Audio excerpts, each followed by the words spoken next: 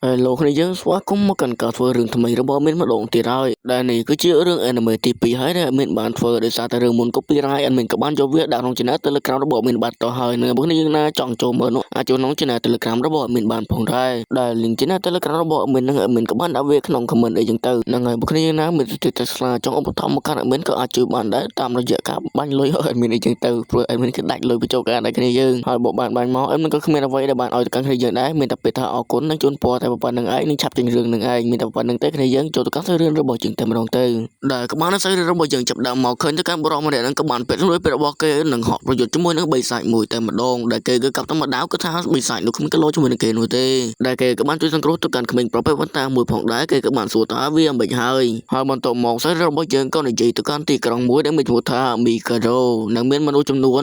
28,000នាក់ផងដែរនៅក្នុងថ្ងៃមួយក៏មានចកទ្វារដ៏អត់កំបាំងមួយក៏បានលេចឡើងនៅក្នុងទីក្រុងមួយនោះនិងក៏លេចទៅកាន់បិសាចជាច្រើនចូលមកក្នុងទឹកដីរបស់មនុស្សដែលគេហៅពួកវាថាជាអ្នកចិត្តខាងហើយមនុស្សរបស់យើងដើម្បីសម្លាប់ទៅកាន់វាក៏បានបញ្ចេញទៅកាន់សភាអាវុធធ្ងន់ធ្ងរផងដែរប៉ុន្តែក៏ដូចជាគ្មានលទ្ធផលនោះទេប៉ុន្តែនៅគណៈប្រទេសជាតិកំពុងតែមានការវឹកវរជាខ្លាំងក៏លេចទៅកាន់ក្រុមមនុស្សមួយក្រុមដែលជាមនុស្សអត់កំបាំងនឹងឯងនិងក៏បានសម្លាប់ទៅកាន់ពួកបិសាចនោះបានផងដែរដែលពួកគេក៏បានសិក្សាទៅកាន់បច្ចេកទេសមួយផងដែរឬក៏បច្ចេកវិទ្យាមួយផងដែរដែលមានឈ្មោះថា Neighbor ហើយពួកគេក៏បានបង្កើតទៅកាន់អង្គការមួយដើម្បីការពារទៅកាន់ពិភពលោករបស់យើងដែលគេឲ្យឈ្មោះទៅកាន់ពួកគេថាភ្នាក់ងារការពារព្រំដែនអីចឹងទៅហើយតួនាទីរបស់ពួកគេគឺការពារភពផែនដីអំពីអ្នកឈ្លានពានអីចឹងទៅឬក៏វិស័យភពក្រៅនឹងឯងហើយសេរីរបស់យើងក៏កាត់មករយៈពេល4ឆ្នាំក្រោយនិងក៏ឃើញទៅកាន់ក្មេងប្រុសម្នាក់ដែលពេលបន្តានឹងនោះក្បាលរឿងរបស់យើងនឹងក៏បានដើរទៅសាលាផងដែរនិងអ្នកនិពន្ធក៏បាននិយាយទៀតហើយទោះបីជាមានសហការដើម្បីការពារទៅកាន់ពួកបិសាចនឹងក៏ដោយប៉ុន្តែពួកគេក៏នៅតែអាចចូលមកបាននិងធ្វើការឈ្លានពានជារឿយៗពួកគេក៏ត្រូវបានកំចាត់ទៅដោយអ្នកការពារព្រំដែនហើយជំនឿរបស់មនុស្សនៅទីនោះក៏បានដឹងថាវាឡូវនេះគឺជារឿងធម្មតានោះទេដែលបន្ទាប់មកសាច់រឿងរបស់យើងក៏កាត់មកដល់សាលារៀនឃើញទៅកាន់សិស្សជាច្រើនកំពុងតែមករៀនអញ្ចឹងទៅរួមទាំងអបិផ្នែក4នឹងផងដែរនិងពួកគេក៏បាននិយាយទៀតហើយថ្មីនេះយើងក៏បានលើថាគឺមានសិស្សម្នាក់ក៏បានចូលមកកាន់សាលារបស់យើងដែលគេគឺមកពីអ្នកការពារព្រំដែននេះអញ្ចឹងទៅនិងមើលទៅកាន់អបិផ្នែក4កំពុងតែគិតអំពីរឿងនេះផងដែរប៉ុន្តែគណៈពេលនោះក៏មានអ្វីមួយចុះក្បាលរបស់វាដែលប្រកបណាស់អ្នកដែលធ្វើចុះក្បាលរបស់វាគឺជា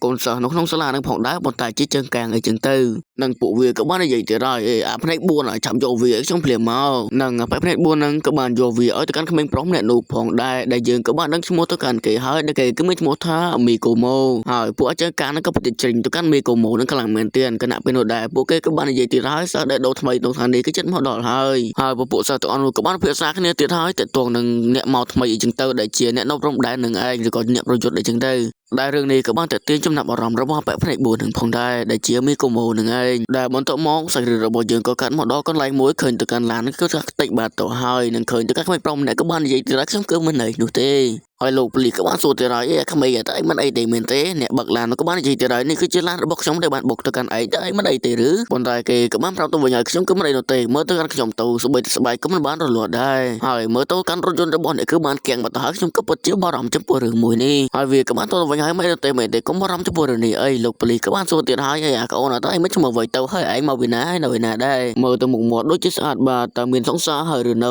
ឬក៏អត់លឺដូចជាអ្នកកំពុងតែមើលទេដែលកូននឹងក៏បាននៅឈ្មោះរបស់វាផងដែរដែលវាមានឈ្មោះថាយូម៉ាគូកាប៉ុន្តែចំពោះសាយស្ថានគឺថាវាឆ្លើយមិនចេញនោះទេប៉ុន្តែគណៈពេលនោះក៏មានអ្វីមួយមកសពជាទៅកាន់វាដែលគេបានប្រាប់ដែរថាគឺ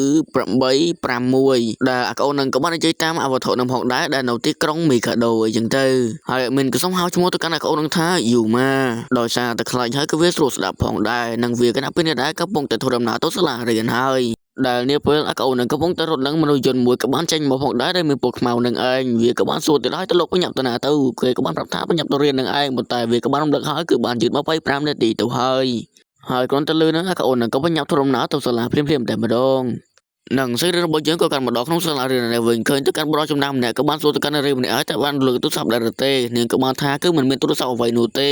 គាត់ក៏បានរអ៊ូផងដែរអាក្មេងនេះមករៀនថ្ងៃនេះបងបែរជាយឺតទៅទៀតហើយបន្ទាប់មកយើងក៏ឃើញទៅកាន់បន្ទប់រៀនមួយដែលឃើញទៅកាន់សិស្សនិងគ្រូនឹងគឺរៀនចាំធម្មតានោះទ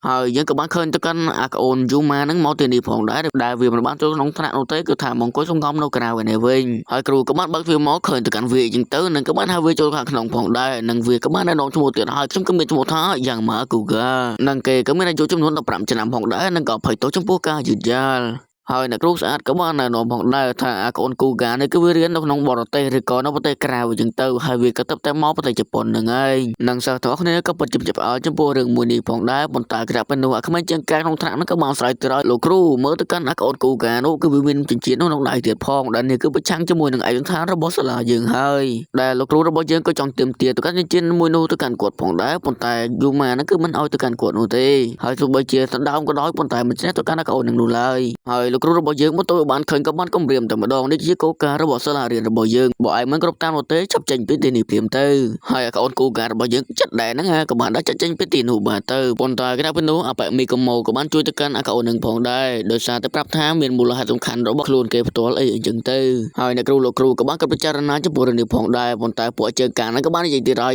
យមីកូម៉ូនឹងម្ដងទៀតហើយគណៈពេលនោះលោកគ្រូក៏បានសួរទៅកាន់កូនយូម៉ានឹងតែម្ដងតើឯងមានមូលហេតុអ្វីដែលមកដល់ជាកាន់ចិញ្ចៀននេះទៅគេក៏បាននិយាយទៅវិញហើយនេះគឺជាមរតករបស់ពុកម្ដាយរបស់ខ្ញុំដែលបន្ទោបានលើឲ្យពួកក្មេងស្ទៀវនោះក៏បាននិយាយឌឺទៅកាន់កូនយើងផងដែរប៉ុន្តែត្រូវបានលោកគ្រូស្រែកឲ្យវានឹងបិទមាត់ភ្លាមទៅហើយលោកគ្រូក៏បានសូមបញ្ជាក់ទៅកាន់កូនយូម៉ានឹងផងដែរប៉ុន្តែមើលទៅកាន់មុខកូននឹងគឺថាពិតជាកាចខ្លាំងមែនទែនសូម្បីតែគ្រូក៏ចាញ់ច្រាបដែរដែលបន្ទាប់ពីការចាញ់ច្រាបទៅកាន់កូនយូម៉ាហើយលោកគ្រូនឹងក៏បានចាញ់ចេញពីទីនោះបាទទៅដែលធ្វើអ្នកគ្រូក៏បានណែនាំទៀតហើយកូនយូម៉ាទៅតាក់ទៅកាន់កូនមីកូម៉ូផងហើយបន្ទាប់មកកូនយូម៉ាក៏បានចាប់ដៃទៅកាន់កូនមីកូម៉ូនឹងផងដែរដែលជាការរាក់ទាក់អីអញ្ចឹងទៅដែលបន្ទាប់ពីបានចូលរៀនហើយមានក្មេងស្រីពីរនាក់ក៏បានមកសួរទៅកាន់គាត់ផងដែរថាហេតុអ្វីបានជាសក់របស់គាត់ប្រែជាពណ៌សបែបនេះគាត់ក៏បានទៅវិញហើយពីមុនក៏វាធ្លាប់ខ្មៅដែរប៉ុន្តែនៅពេលមួយវាក៏បានប្រែក្លាយជាបែបនេះនិងក៏បានសួររឿងជាច្រើនអំពីគាត់ផងដែរនឹងមើលទៅកាន់កូនមីកូម៉ូក៏ពិតជាចាប់អារម្មណ៍ទៅកាន់យូម៉ាខ្លាំងមែនទែននាពេលដែលកំពុងតែរៀននឹងក៏មានកដាស់មួយទៅក្បាលរបស់កូនយូម៉ាតែម្ដងដែលនេះគឺជាស្នាដៃរបស់ពួកកូនក្មេងស្ទៀវនៅខាងក្រោយហ្នឹងឯងហើយកូនយូម៉ាសើបើនេះគ្មានដឹងអីនោះទេក៏បានសួរហើយតើនេះសម្រាប់អ្វីទៅហើយពួកនោះក៏បានចែកទៅវិញហើយនេះគឺជាការរាក់ទាក់របស់ជនជាតិជប៉ុនតើឯងមិនដឹងទេកូនយូម៉ារបស់យើងក៏បានដឹងថាវាគឺជាការស្វាគមន៍គ្នាហើយមានអីមួយក៏ដែរតូចឡើងផ្ទាត់ទៅកាន់ក្បាលរបស់ប៉ែនោះថាដួលផ្ងាជើងបាទទៅត្រូវប៉ុណ្ណេះដែរមានអីក្តៅឆេវដែរហ្នឹងហើយគ្នារបស់គេក៏បានសួរម្ដងតើឯងធ្វើអ្វីហ្នឹ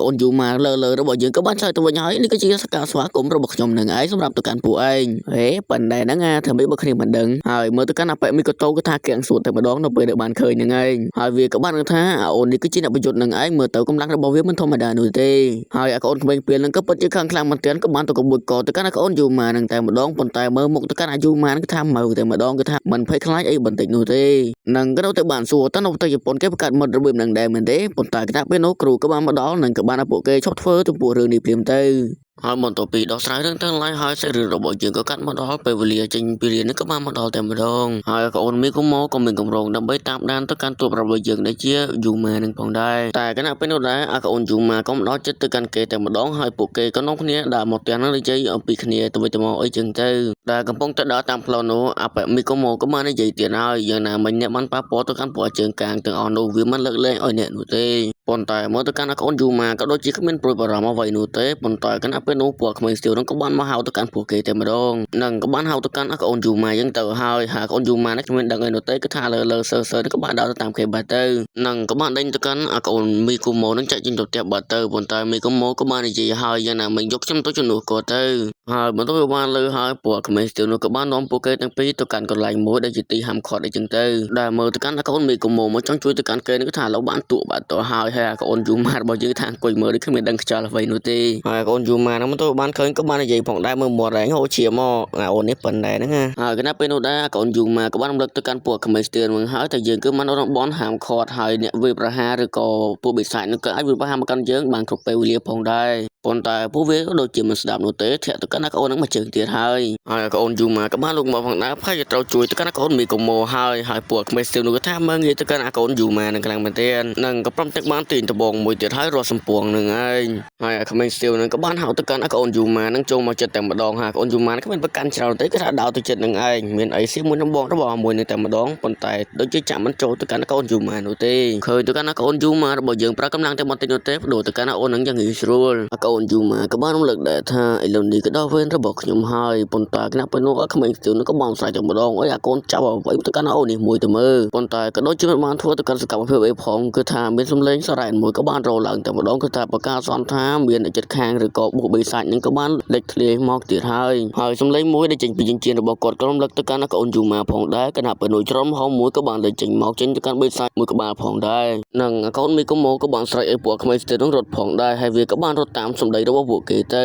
ចំណែកឯទីស្នាក់ការនេះអ្នកការពារព្រំដែននៅវិញក៏បានទទួលនៅសញ្ញាប្រកាសអាសន្នមួយនេះផងដែរហើយអ្នកគ្រប់គ្រងនៅទីនោះក៏បានសួររកក្រុមណាដែលនៅចិត្តនឹងជាងគេផងដែរកូនចៅរបស់គាត់ក៏បានរៀបការមកវិញហើយគឺមានក្រុមមួយដែលមានឈ្មោះថាមីវ៉ាដែលបាននៅចិត្តកន្លែងការហាត់នោះគឺថាចិត្តជាងគេនឹងឯងហើយអ្នកគ្រប់គ្រងម្នាក់នឹងក៏បានឲ្យធ្វើសកម្មភាពភ្លាមទៅហើយក៏លេចមើលទៅកាន់ពួកក្មេងស្ទើរនៅវិញគឺថារត់មានងាកក្រោយបន្តិចអីនោះទេគឺថាបីសាច់កំពុងតែដេញនឹងឯងហើយកូនយូម៉ារបស់យើងក៏ប្រាប់ឲ្យកូនផ្នែក4នឹងចាត់ការទៅកាន់រឿងមួយនេះទៅហើយយើងក៏លេចមើលទៅកាន់បងធំក្មេងស្ទើរនឹងក្មេងនឹងគឺថារត់មិនរត់នោះទេត្រូវបានបីសាច់របស់យើងចាប់លេបត្រូវបាត់ទៅប៉ុន្តែមិនទាន់លេបទៅចូលព្រាមនោះទេហើយកូនយូម៉ានឹងក៏បានរំលឹកម្ដងទៀតអស់ផ្នែក4នឹងជួយសង្គ្រោះទៅកាន់ពួកគេទៅហើយគេក៏ចង់បដិសេធផងដែរប៉ុន្តែយូម៉ាក៏បាននិយាយអំពីហេតុផលដែលធ្វើជាអ្នកប្រមាញ់អីចឹងទៅកូនមីក៏មករបស់យើងមកទៅពេលដឹងហើយគាត់ក៏បានប្រើទៅកាន់ធម្មពលរបស់គាត់ប្រែកាយតែម្ដងនឹងស្ទីងទៅកាន់ដាវមួយស្ទូតទៅកាប់ទៅកាន់អូនបីសាច់នឹងហើយ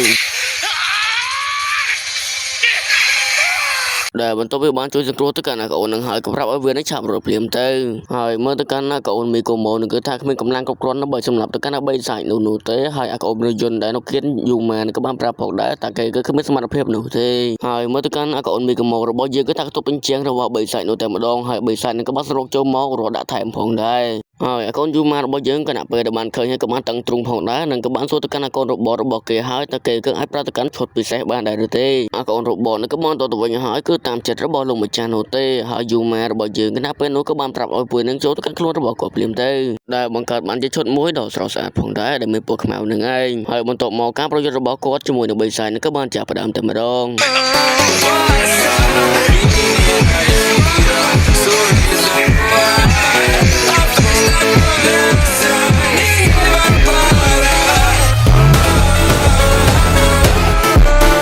ដែលក្នុងរយៈពេលតែមួយប្រេកភ្នែកតែប៉ុណ្ណោះមកកដាប់ដៃនេះគឺថាយកឈ្នះបានបាត់ទៅហើយនឹងក៏បានសួរទៀតហើយកូនមីកូម៉ូតែមិនអីទេមែនទេដែលធ្វើឲ្យកូនមីកូម៉ូរបស់យើងនឹកឃើញទៅដល់បុរសម្នាក់ផងដែរបើជាបងប្រុសរបស់គេក៏មិននឹងដែរប៉ុន្តែកូនមីកូម៉ូនឹងក៏បានទៅវិញហើយខ្ញុំក៏មានឈ្មោះថា 4i មិនមែនមីកូម៉ូនោះទេហើយកូនយូម៉ារបស់យើងក៏បានចូលព្រមចំពោះរឿងមួយនេះផងដែរនឹងក៏បានទៅបញ្ជាទៀតហើយឯគឺពិតជាអន់ខ្លាំងណាស់នៅមិនទាន់ខ្លាំងប្រមាណនោះទេហើយកូនយូម៉ាក៏បាននិយាយទៅតងនឹងគេធ្វើបាបទៅកាន់គាត់ផងដែរបានប្រើទៅកាន់ឈុតរបស់គេនឹងវាប្រហារទៅកាន់ពួកកូនទាំងអស់នឹងឲ្យវាណានៃម្ដងទៅប៉ុន្តែកូនមីកូម៉ូក៏បានតទៅវិញហើយឈុតផ្លូវការនេះគឺមិនអាចវាប្រហារជាមួយនឹងជនជីវិលបាននោះទេដែលវាគឺជារឿងមិនត្រឹមត្រូវអីចឹងទៅហើយវាក៏បានតទៅកាន់ឈុតនឹងផងដែរនឹងក៏បានសួរទៅកាន់កូនយូម៉ាតែម្ដងតើឯងមានទៅកាន់ឈុតមួយនេះនឹងឯងធ្វើការជាមួយនឹងអ្នកការពារព្រំដែនដែរមែនទេប៉ុន្តែកូនយូម៉ាក៏បានបដិសេធចំពោះរឿងនេះផងដែរនឹងក៏បានប្រាប់ទៅវិញហើយរបស់នេះគឺបានសល់ទុកទៅដោយឪពុករបស់ខ្ញុំគាត់ក៏បាននិយាយមុននឹងគាត់ស្លាប់ថាខ្ញុំនឹងស្លាប់ជាមួយនឹងប្រទេសជាតិរបស់ខ្ញុំដែលគាត់គឺតែងតែនិយាយបែបនេះហើយជាមូលហេតុដែលខ្ញុំមកនៅប្រទេសជប៉ុនវិញនឹងឯងកូនមីកូម៉ូបន្ទាប់ពីបានលើក៏បានសួរទៀតហើយតើឪពុករបស់ឯងធ្វើការជាមួយនឹងអ្នកការពារព្រំដែនមែនទេប៉ុន្តែកូនយូម៉ាក៏បានទៅវិញហើយមិនមែននោះទេគាត់មិនពាក់ព័ន្ធជាមួយនឹងពួកគេឡើយកូនមីកូម៉ូក៏បាននិយាយទៅវិញតែម្ដងយ៉ាងណាមិញអ្នកមានសិទ្ធិមួយនេះគឺជាអ្នកការពារព្រំដែននឹងឯងហើយក៏ជាច្បាប់នៃពិភពលោកមួយនេះផងដែរប៉ុន្តែកូនយូម៉ារបស់យើងក៏បានទៅវិញតែម្ដងខ្ញុំមិនមែនជាមនុស្សក្នុងពិភពលោកមួយនោះទេខ្ញុំគឺជាអ្នកមកពីច្រកទ្វារអីអញ្ចឹងទៅខ្ញុំគឺជាអ្វីដែលពួកគេហៅថាអ្នកចិត្តខាងហើយពួកគេទាំងពីរក៏បាននិយាយណែនាំគ្នាផងដែរប៉ុន្តែរឿងណែនាំខ្លួននោះគឺយើងបានដឹងទៅហើយមិនបាច់នឹងច្រើនអីទៀតនោះទេចំពោះភាគមួយល្អមើលប៉ុណ្នេះភាគក្រោយគឺថាមានតួអង្គថ្មីៗជាច្រើនបានលេចមុខនិងក៏មានបិសាចជាច្រើនក៏បានចេញមកផងដែរនិងអ្នកនរគ្នាក៏ចាំតាមដានជាមួយនឹងមាននៅវីដេអូក្រោយផងដែរគណៈពេលនេះបញ្ចប់លាជួបនឹងវីដេអូក្រោយ